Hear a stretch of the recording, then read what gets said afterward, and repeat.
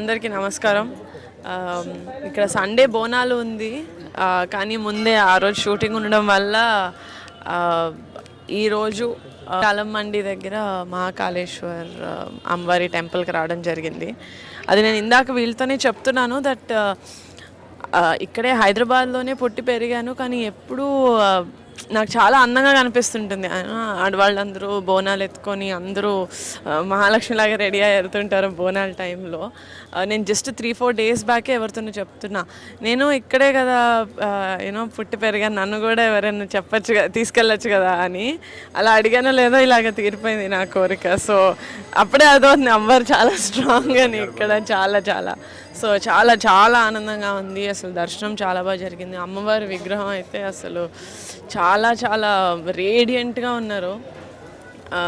చాలా మంచిగా అనిపించింది ఇప్పుడు దర్శనం చేసుకోవడం. అండ్ మళ్ళీ మళ్ళీ దర్శనం అవ్వాలి అని కోరుకుంటున్నాను. So thank you so much. అందరికీ బోనాలు శుభాకాంక్షలు.